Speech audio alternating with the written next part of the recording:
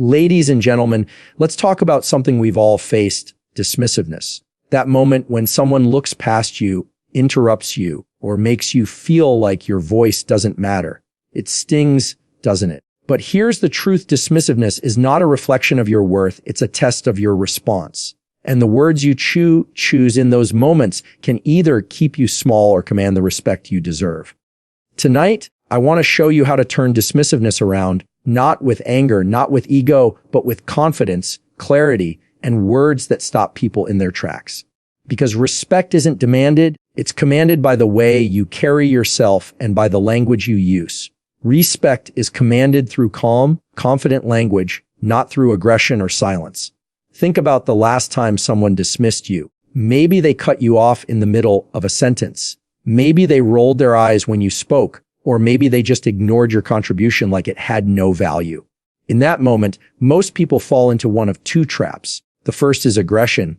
They raise their voice, they snap back, they push harder, and they try to force respect through volume or intensity. The second is silence. They pull back, swallow their words, and allow the moment to define them as small, unimportant, or easily overlooked.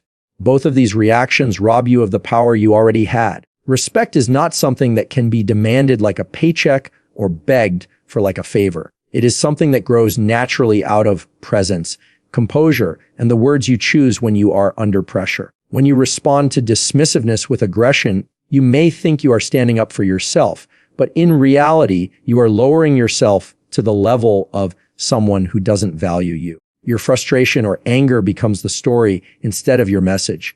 People stop hearing what you're saying and only notice how you're saying it. They see a reaction, not a response, and in that moment you lose the power of being grounded. On the other hand, when you stay silent out of fear of conflict or rejection, you teach others how to treat you. By saying nothing, you're essentially agreeing that your voice is not worth being heard, and over time this erodes your confidence.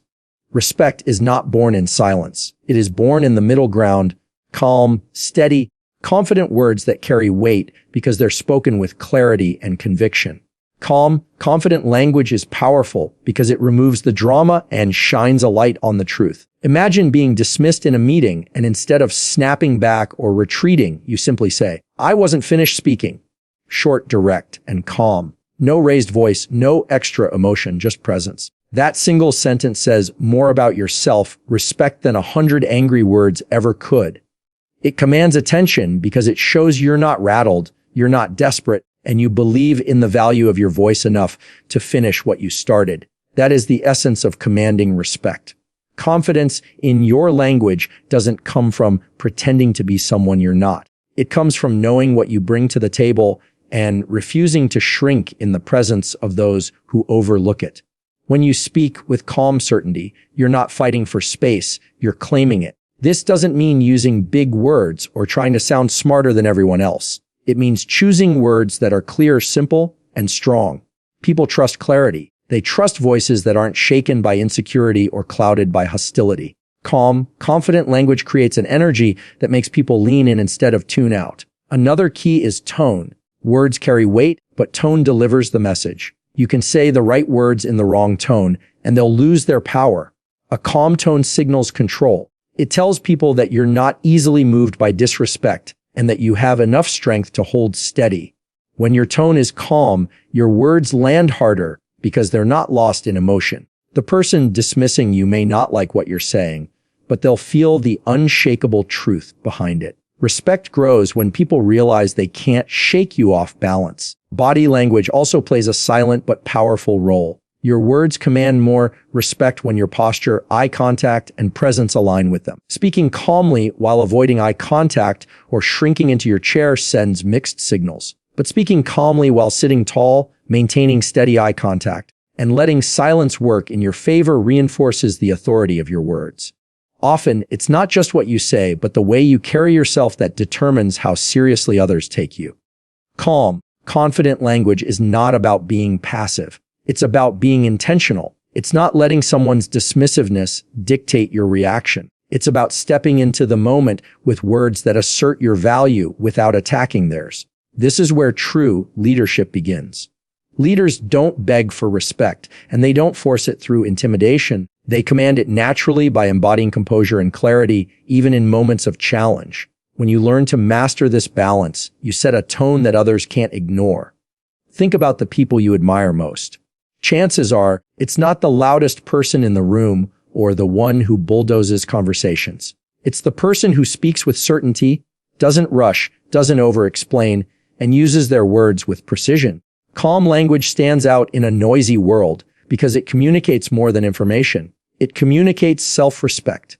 Every time you use calm, confident words in the face of dismissiveness, you reinforce to yourself and others that your voice matters. It takes practice to shift from aggression or silence to calm authority. At first, you'll feel the pull to react emotionally or to hold back completely. But with each intentional choice, you train yourself to respond differently. Over time, your language becomes a reflection of your inner confidence. And that is when respect begins to surround you. Not because you demanded it, but because you embodied it. Turning dismissiveness around starts with valuing your own voice before expecting others to. Most people enter conversations waiting for validation from the outside world before they grant themselves permission to feel confident. They want respect first, and then they'll act as if they deserve it. But the truth is the opposite. The world mirrors what you believe about yourself. If you walk into a room doubting your worth, second-guessing your ideas, and treating your voice as disposable, people will reflect that back to you. They'll dismiss, interrupt, and overlook you because you've silently told them it's acceptable. But when you walk into a room with an inner conviction that your voice has weight, that your thoughts matter, and that you are worth listening to, everything changes.